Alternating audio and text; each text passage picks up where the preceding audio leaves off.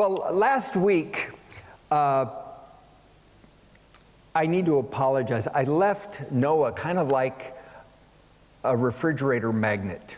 You know, those magnets you put on your refrigerators that are just kind of one-dimensional and they just sit there. Last week, that's how I treated Noah. Because I felt like I wanted to dig down a little deeper and ask the question, can we really take Noah's story seriously? Because as I speak, I always know that there are some people sitting there going, really? Really? Can we take that story seriously at all? And what I tried to communicate last week was that, yes, this story of Noah and the flood, it is situated in geology and history, and we can take it seriously. And we don't have to just throw it off onto a dust pile. But I think David added in so well, where he brought up at the end of my message, how the story of Noah and the flood, Jesus talked about it. And he said, as in the days of Noah, so will be the coming of the Son of Man. But Luke talks about it, or Luke references it, and Peter, in 2 Peter, calls Noah this preacher of righteousness. So I want to start with Genesis chapter 6, verse 9. It begins this way. These are the generations of Noah. Noah was a righteous man, blameless in his generation. Noah walked with God.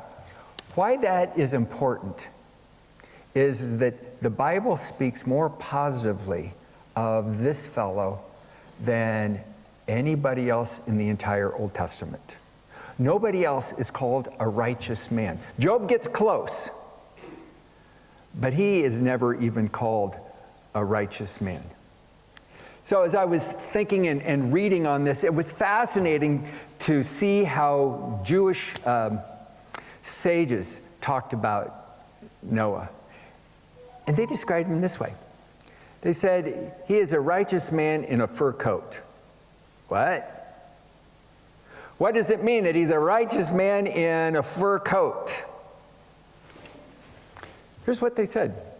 They said it's so interesting. He spent all of these decades collecting all of these materials to build an ark and then building the ark. And at the end of the day, the only people who joined him on the ark were his small, immediate family. And they said he must have been wearing his righteousness inside a fur coat because he didn't influence anybody else. And you think about it, you think about all of the conversations and all of the preaching that he did, and no one else joined him? Now, I've worked with people my entire life, and I know that people may think that you are goofy as a gourd, but if they see an authenticity in your life, still there are going to be some people joining you, and the Jewish sages go, nobody joined Noah. He must have so kept his righteousness inside himself that it didn't impact anybody else. They're raising a fascinating question. Did this man have a righteousness that touched other people? Was he just a righteous man in a fur coat? Or is his story more fascinating than that? And I think it is. Because by the time you get to chapter 10, all of a sudden, you see his influence begin to expand, and Moses talks about his legacy and the generations who owe their faith and their livelihoods to Noah. And you go, oh, that's so interesting.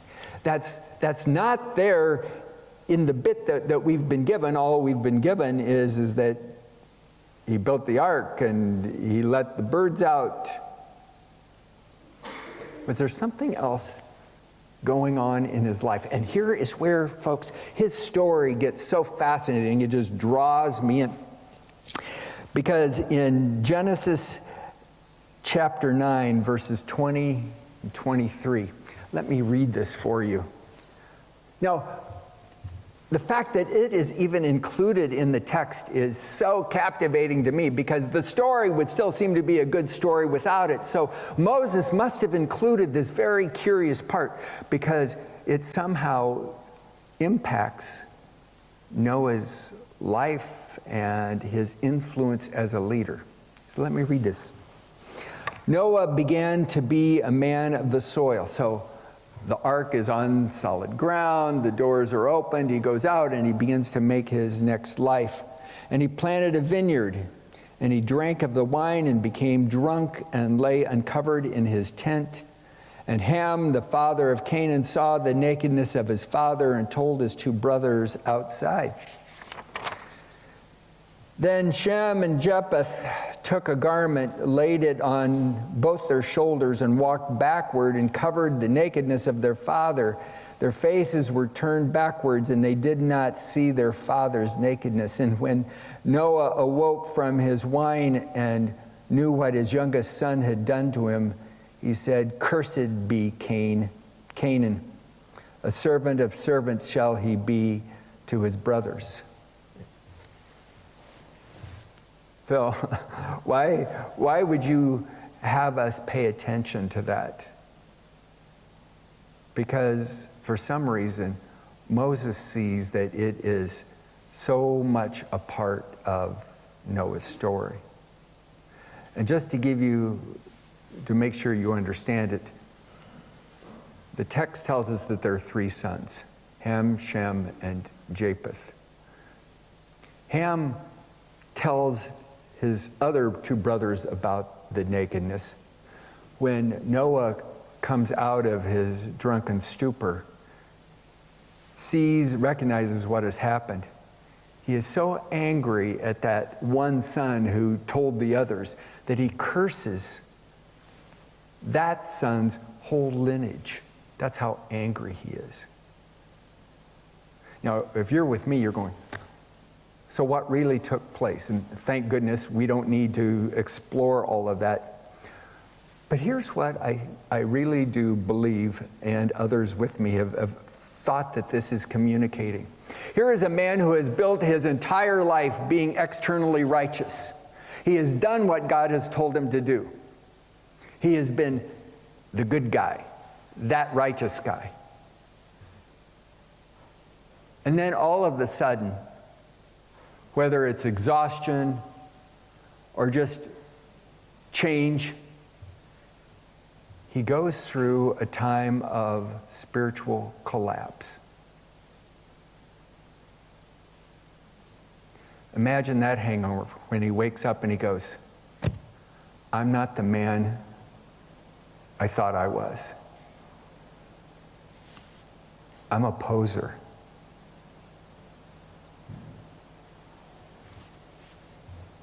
I'm not righteous. And not only that, my sons won't make eye contact with me any longer. They're embarrassed. They're shamed. And my wife is nowhere in sight."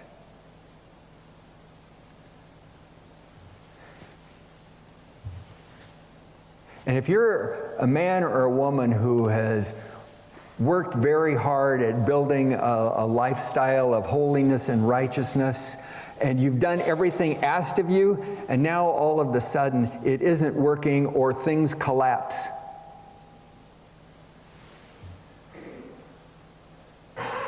it breaks your heart. You're exhausted. You're kind of shattered by the whole thing. Now, even though almost all of us throughout our lives are going to go through times like that, when you're going through it yourself, it feels like it is uniquely your mess, your challenge, your heartache. And I would like to submit to you that it is precisely this time that Noah navigates well, as best he can, that begins to open him up so that his influence and his righteousness moves from an external sort of thing to a deeply internal sort of thing, where he becomes the righteous man who influences the generations. Instead of being a righteous man in a fur coat, he becomes a righteous man with a limp. And he will always, I can assure you of this, he will always look back at this broken world experience as the time that changes him. So what are the connections for us? Well, let me make some suggestions. First of all, perhaps you're a parent who has been like this ideal mom. You have been priest, teacher, coach, doctor, everything for your kids. And all of a sudden, they grow up. Isn't it funny how that happens? They grow up. And as they do, they don't need you as much. And sometimes they don't seem to want you around at all. And think about this. You have invested all of these years into them and now, and worked so hard doing it. And all of a sudden, it's like that part of your life is coming to some kind of a close. Yes, they're still going to need you in their own way, but it's different. And in a way, you don't know what your life is going to need to look like as you head into the future. It's like you finished 1.0 of your life and you need to get ready for 2.0, and you're still wishing that 1.0 was continuing on. You like that parenting role, and now all of a sudden, that's not what your life looks like. And those kids to whom you poured into so much of your life into them are launched or are on their own. Or maybe it's a little bit harder than that. You're watching them struggle intellectually, emotionally, spiritually. Maybe they're adrift. And you're going, what did I do wrong? Was it something that I could have done differently? And you feel regret, blame, failure. Of course, it's not something we talk about. It becomes something very internal that we carry around inside of us, but we feel it. And there are moments where you suspect that it kind of disqualifies you.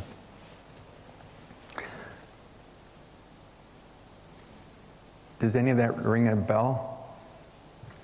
Or another way that it might connect with some of you is that through a large amount of your adult life so far, you've been just fine, but quite often there comes a day when it sinks in, hold it, I may never find that other person that I was hoping was going to complement me.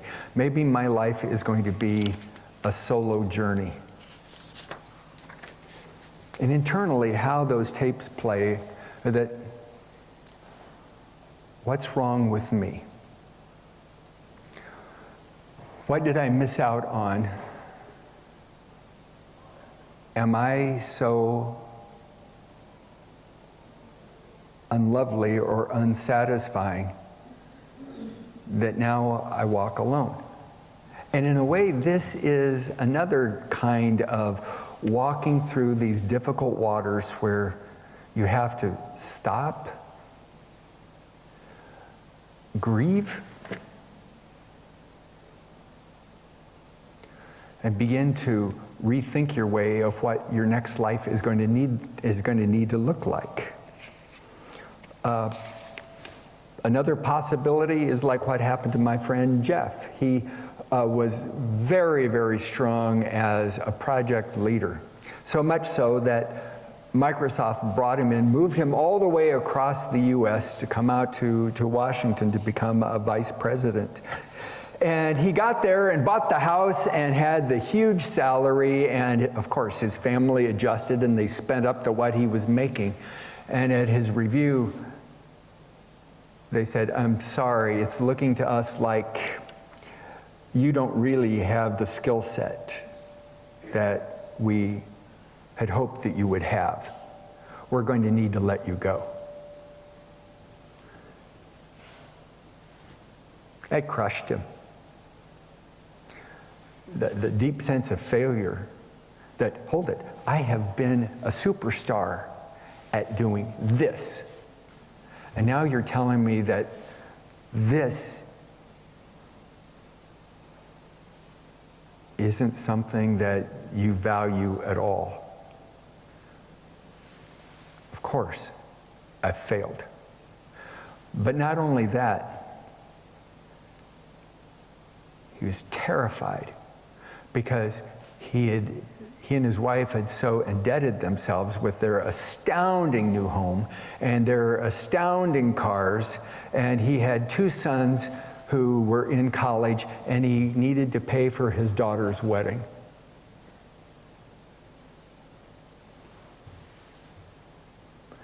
And that is something that nobody saw what was going on inside of him, around him at all. All they saw was the appearance of success, and they said, "Oh yeah, you can just find another job." And inside he's going, "Yeah, but I'm not going to be able to find a job that pays anything like the level where I've been paid. And I miss all of my friends back in the East Coast, and I am alone."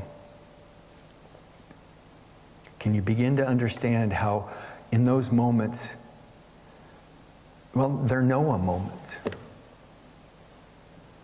What's the matter with me? What have I done? These mistakes that I have made.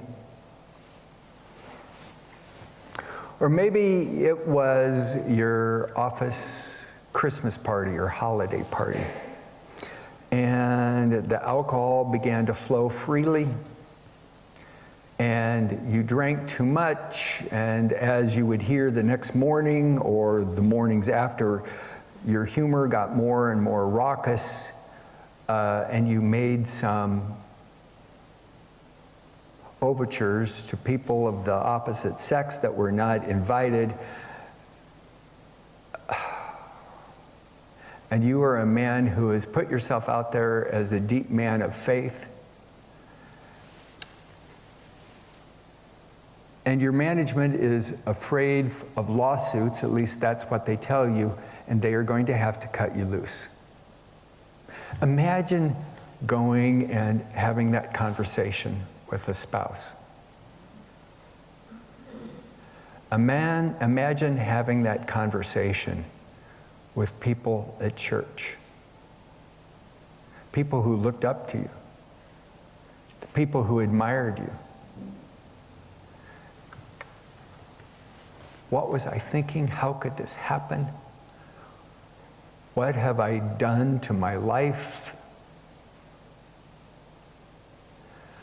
Somehow, I am pretty certain that almost all of those emotions were spinning around in Noah's mind and his heart.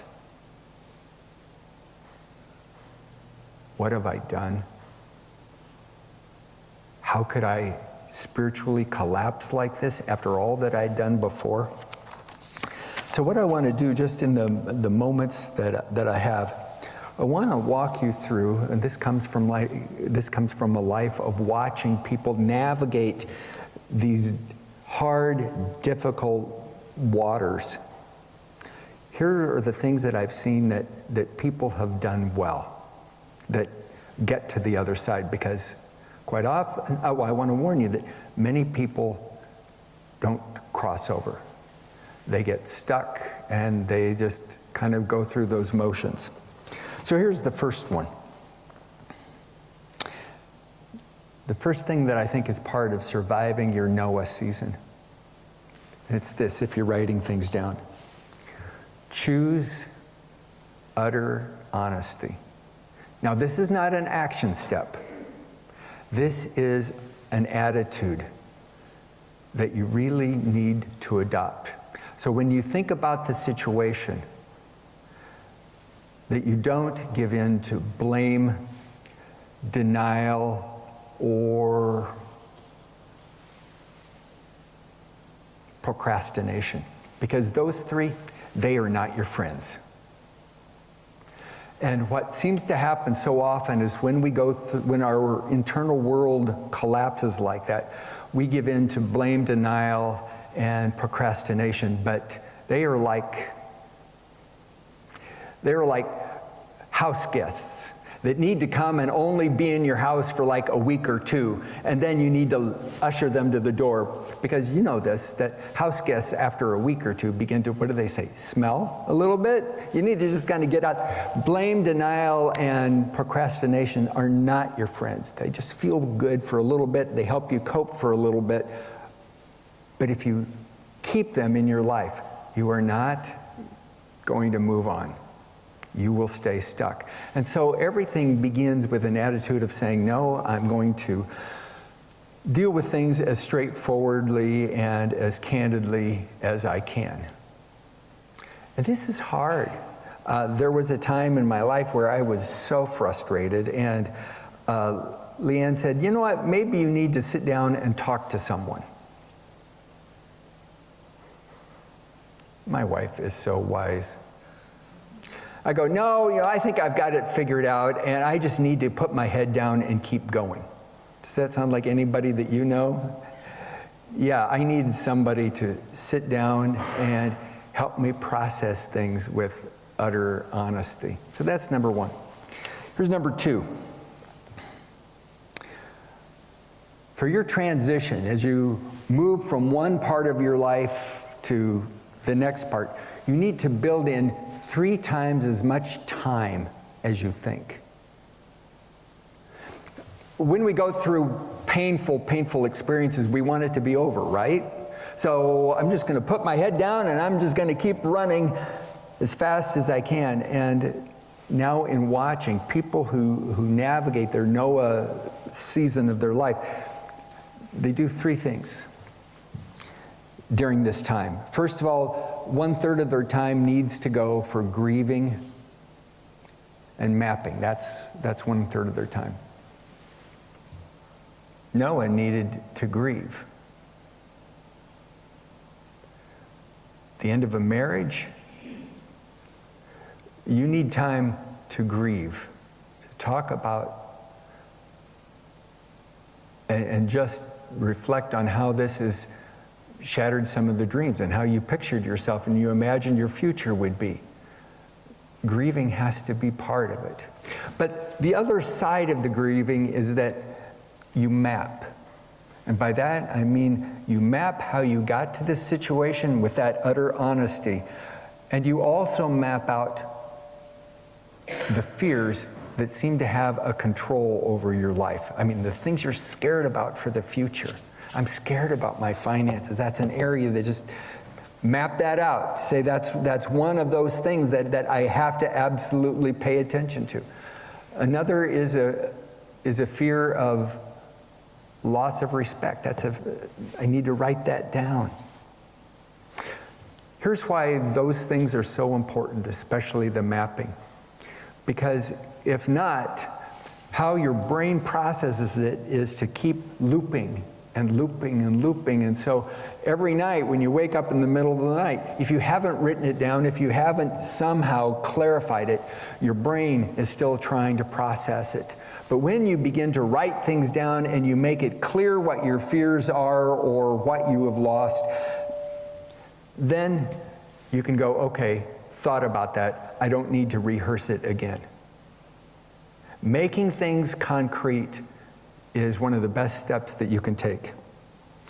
The second third of that time, you need to rest. Nobody ever told me how exhausting it is to go through a broken world time of your life. It does crazy stuff to your health. And rest is going to look different to different people. It may be just going out fishing. It may be going on vacation. It may be taking up a new hobby. It may be just sitting on a rock and watching the waves come in. But you can't neglect the time that you have to spend getting rest, because your body physically is depleted. The third part of that 3 times time is to listen to God and to choose to grow. This is so important, my friends, because when we don't choose to fall forward, actually I should do it this way, shouldn't I? When we don't choose to fall forward, we tend to just be stuck. But when I say, no, I'm going to choose to listen to God to the best of my abilities, and I'm going to choose to do what it takes to grow through this, it tilts us forward, and it keeps us from getting stuck. So often I see men who have been sitting in their sense of failure or their sense of disappointment, and it will be 5 or 10 or 15 years that they've been doing that, and no one else has known. Their spouse maybe suspects it, but they don't talk about it. But when you say, no, I am going to choose to listen, to hear what God may say to me about this time that I'm going through and what the future looks like, and I want to continue to grow so that my influence doesn't decrease, but it expands afterwards. So there really is a 2.0. So the first one is grieve and map of all that extra time. The second is to rest. And the third is to choose to listen to God's voice and to choose to grow. The third step is find life-giving friendships or community. You need to find people who love Jesus and see through life. They don't tie all of their hopes and their expectations that this life is somehow going to satisfy them. They don't confuse this life with heaven. And so when you hang out with them, there's a lot of laughter and there's a lot of candor because they have the long perspective. And usually these relationships, these friendships, and I would say almost all the time, need to be same-gender friendships. But you find people who've lost, they've lost jobs, they've lost spouses, they've lost money, they've lost stature, and they're still leaning forward. Now, there aren't many groups like this, and that's why I'm pointing it out as firmly as I am. You need to look very intentionally for people like that. And you can tell one of these groups because what they do is that they laugh and they pray almost in equal measures. If they pray all the time and there's no laughter, they're almost super spiritual. They're so holy, you don't know if you can be around them. But if they're always laughing and they never pray, then it's just a lot of fun and they're not going deeper. So there needs to be laughter and prayer almost in equal measures. And when you find groups like that, what happens is they begin to be, or friendships even, they begin to be like rubber bands that are wrapped around you, that expand and contract, that can hold you in place and keep you from going too far afield. Now, we don't know who those people were for Noah, but I could almost promise you that somewhere along the line, he found those people in his life. And for me, maybe one of the best examples I have observed, but I've observed from a distance, has been a U.S. president.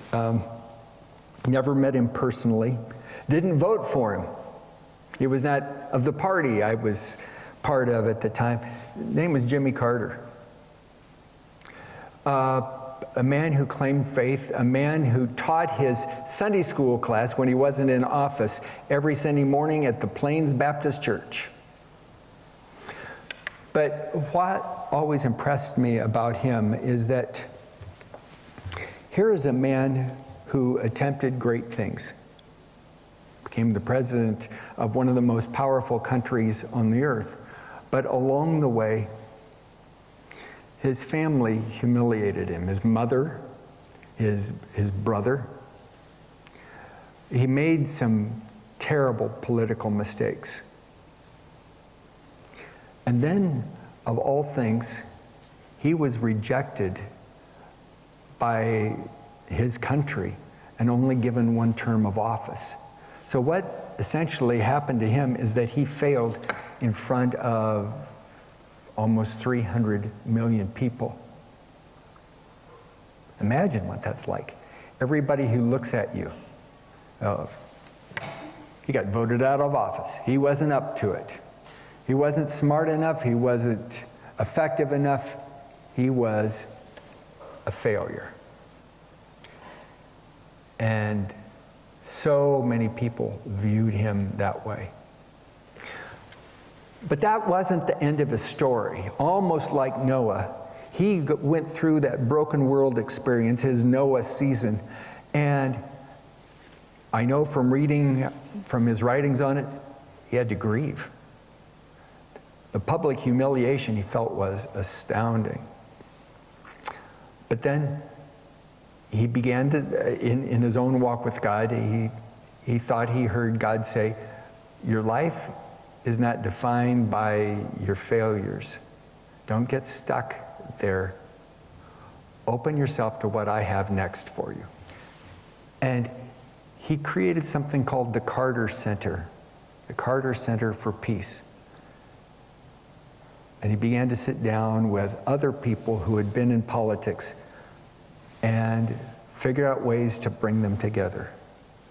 And he worked with a group called Habitat for Humanity, building homes for the poor. So here is this 70-year-old, 75-year-old president who has failed, and he is up pounding nails, putting roofs on houses.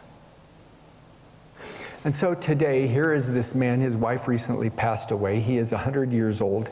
Dementia is setting in. But he is a man who is considered a national treasure. Not because of his failure, but who he became through God's grace beyond it. And that would be my hope for myself, for all of us, that when we go through those times, and we will, when we don't understand what the next season of our life is going to look like when our kids are out of the house, or we don't understand what our singleness is going to look like, or, oh my goodness, now that I've been made redundant, or I have failed and brought shame on my family, am I going to walk with God through that? Beyond my situation, beyond my humiliation, beyond my embarrassment, am I going to see God expand my influence even beyond? God calls us to be more than conquerors. He invites us to walk through the valleys of our own shadows and not let go of us. So, where are you today? Do you know any of those feelings of disappointment, shame, humiliation, failure? I'm pretty certain some of you have. So what I want to do is as the team comes up, I want to pray for us that the Spirit of God would meet us in the midst of what you might be going through today. And that the Spirit might silence some of those voices that continue to just play and play and play, and that we would begin to recognize the hand of God in and through and beyond the situations of our life. Will you pray with me? Spirit of God, thank you for including that confusing bit about Noah's failures.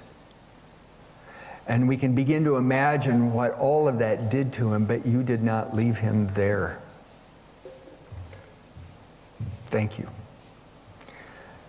that he becomes a man that the whole Old Testament calls a truly righteous man, a man of holy influence. And Father, right now I pray for my brothers and sisters who they know about broken world experiences. They know what it's like to have to start again with a new career and nothing in their bank account.